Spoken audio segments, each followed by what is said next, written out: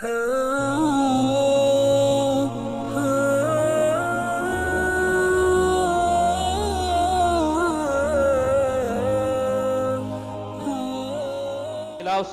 अलैहि वसल्लम फरमाई, हदीस द मुस्लिम शरीफ थे, फरमाई अहब्बुल बिलाद इलल्लाहि मसाजिदुहा, पमखद ज़मका बांदे रब्बुल आलमीन ता द टोलो न ख़्वख़ ज़ैना, द टोलो न महबूब ज़ैना, अल्लाह ता द टोलो न नजदे ज़ैना, द अल्लाह पर निज बांदे द टोलो न कीमती ज़ैना, दा हगा ज़मका दा द ज़मके हगा हिस्सा दा द ज़मके हगा टुकड़ा दा चे कुम ज़े बांदे द रब्बुल आलमीन कोरुना जोड़ शवी दी, चे पकुम ज़े बांदे जुमातुना जोड़ शवी दी, चे पकुम ज़े बांदे दगा जुमातुना आबाद दे, दगा ज़े रब्बुल आलमीन ता महबूब दे, दगा ज़े रब्बुल आलमीन ता खुख दे। द हाग़ी मुबारके द रसूलुल्लाह सल्लल्लाहु अलैहि वसल्लम द जबे मुबारके ना द हाग़ी द पारा खुशखबरी दा, द हाग़ी द पारा ज़ेरे दे, हाग़ ज़ेरे द सशी दे। द अल्लाह रसूल फरमाई, मन बना लिल्लाहि मस्जिदन,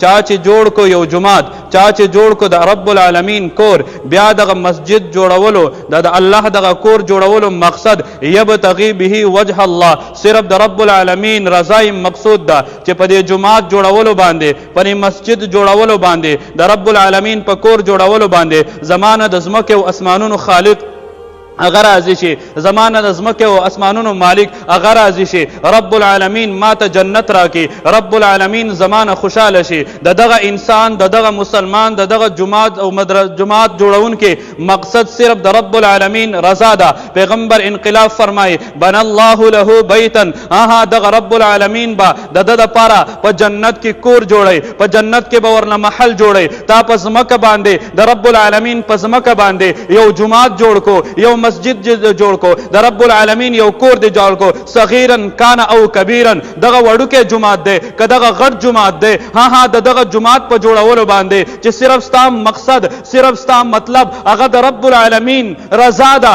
दगा रब्बुल आलमीन बा स्ताद पारा पर जन्नत के कोर जोड़े, स्ताद पारा पर जन्नत के महल जोड़े, स्ताद पारा पर जन्नत के बंगला जोड़े। हाँ द जन्नत ज़मका द दुनिया द ज़मके ना अगर ढेर ज़्यादा कीमती दा क यो तरफ ता यो इंसान ता दा टोल कायनात वर्कले शी, बल तरफ ता हागता द अंसाब बराबर पर जन्नत के ज़मका मेलावशी, दगा जन्नत ज़मका द पारा द दुनिया द ज़मके ना ढेर ख़्वख़ दा, ढेर आला दा, ढेर अफजल दा, ढेर बेहतर दा। हाँ चे कल स्ताद पारा पर जन्नत के कोर जोड़ शो, दगा जन्नत के स्ता मकीन शो, दगा जन्नत के स्ता मकान शो, द हर मकान द पारा मकीन पकारवी, द हर कोर द पारा द कोर वसीदुल वाला पकारे, कोर को आगे तवे लेकेगी चागे के सोक वसीगे तब मक़दस मकबाने पाते केगे, ता द रब्बुल आलमीन जुमात जोड़ को, ता यो मस्जिद जोड़ को, ता द रब्बुल आलमीन यो कोर जोड़ को, हाँ तब मक़दस मकबाने जन्नत स्ता द पारा अल्लाह पर जन्नत के बंगला तैयार करला।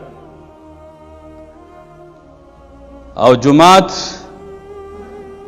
सुमरा जुमात बल रिवायत की राजी कदर टपुस द यो जाल यमरा औ असगर याद हगीन वड़ू के जुमात और मस्जिद चा जोड़ को अगत अमदा फजीलत में लवी खुशकिस्मत दिहागा मुसलमानान, खुशकिस्मत दिहागा मशरान हागा कशरान हागा मोमिनान, जहां वे जान और माल अवे वक्त द जुमातुनु जोड़वलु द पारा दे, माली द दीद पारा दे च द रब्बुल आलमीन मसाजिद कोरुना जुमातुना जोड़ई, जवानी द दीद पारा दा च हर वक्त द रब्बुल आलमीन प मसाजिदु के द रब्बुल आलमीन प कोरुनु के मेहनत कई, मुशक्कत कई, तकलीफ बर्दाश्त कई।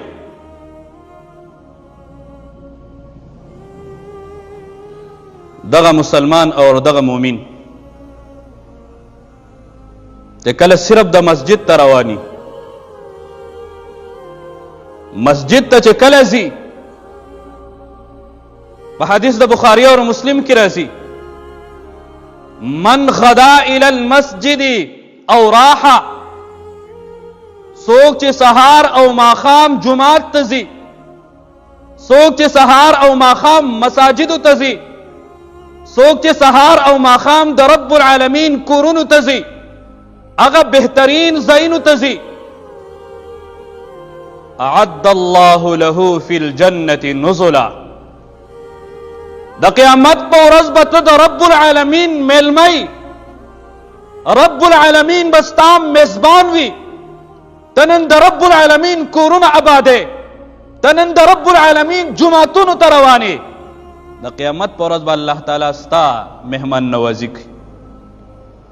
څومره اوچت مقام او مرتبه ده ستا. کیدای شي په معاشره کې ستا هغومره حیثیت نشته دی، معاشره کې ستا هغومره دغه نشته دی، مقام مرتبه نشته دی، لیکن په نزد د الله ستا ډېر اوچت مقام او مرتبه ده. بشر المشائین، رسول الله فرمایي زیری ورکوي، خوشخبری ورکوي هغې کسانو ته، هغه مشرانو ته، هغه کشرانو ته، هغه نوجوانانو ته چې د هغوی قدمونه دي فی الظلم په تیاره کې الی المساجد جماعتونو ته روان دي. د ماسخوتن د مانځه ټیم دی او دی جومات ته روان دی،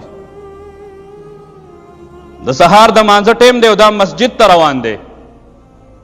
وای زیری ورکوي هغه مسلمانانو ته، هغه مومنانو ته، هغه مشرانو کشرانو نوجوانانو ته چې د هغوی هغه مبارک قدمونه په تیاره کې هم، رڼا خو څه کې په تیاره کې هم، د خطرې په حالات کې هم، باران حالات کې هم، په سخت حالات کې هم جماعتونو ته روان دي. د څه شي؟ د کامل رڼا یوم القیامت په ورځ د قیامت باندې.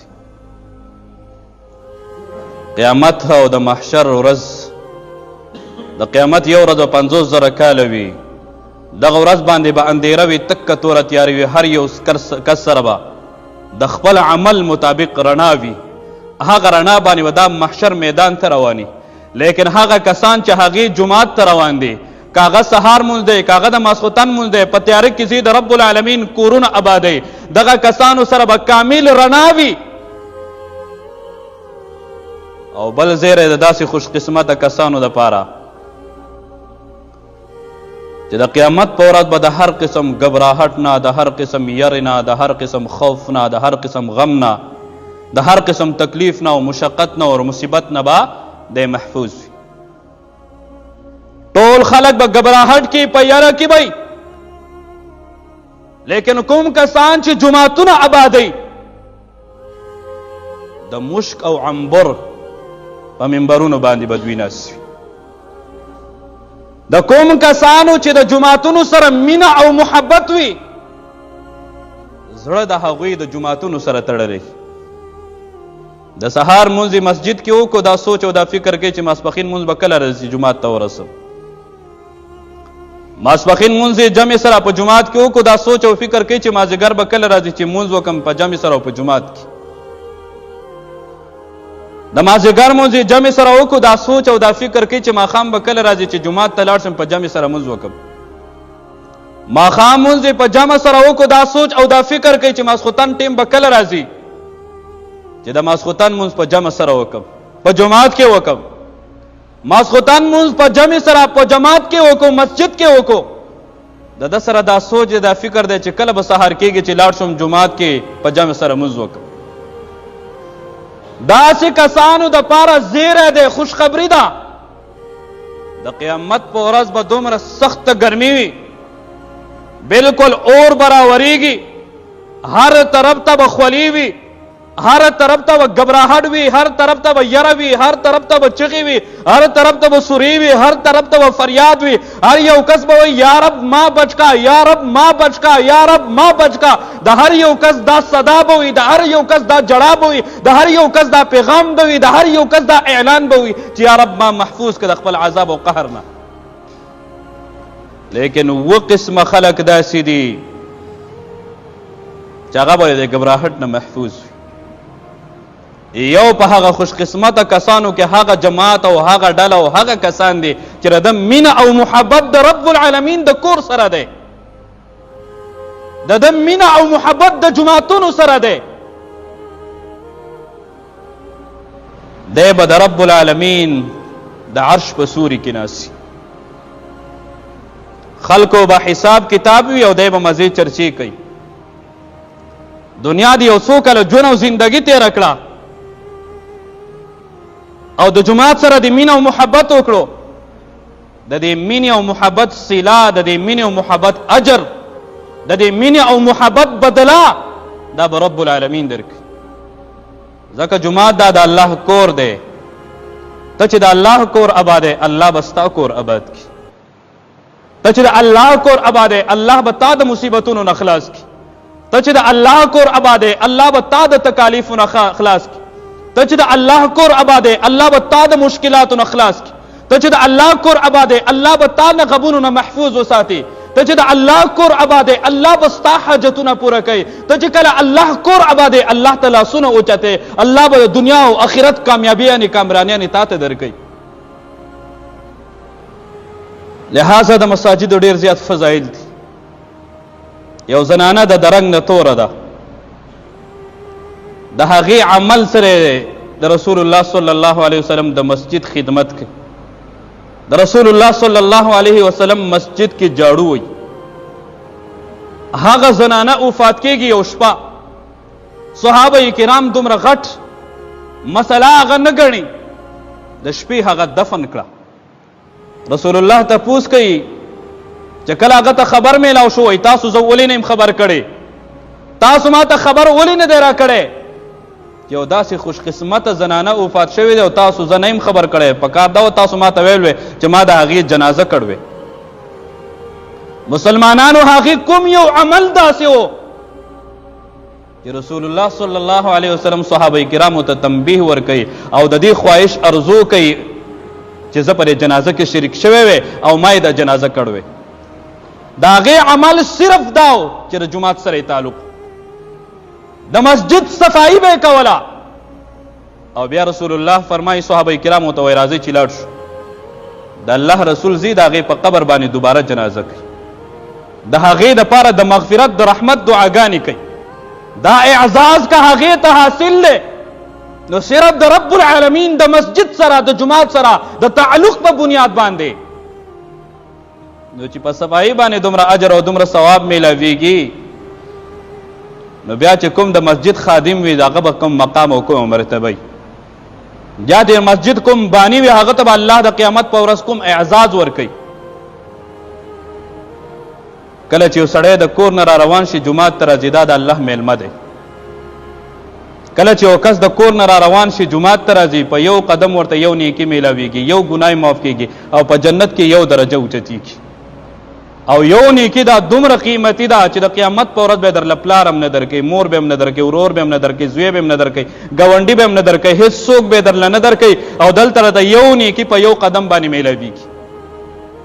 او یو ګناه دا د اور سکروټه ده، هغه یو سکروټه ستا نه ختمیږي او په جنت کې د یو درجه اوچتیږي. او بیا چې ته کلم راشي او د مانځه په انتظار کې په جماعت کې ناستې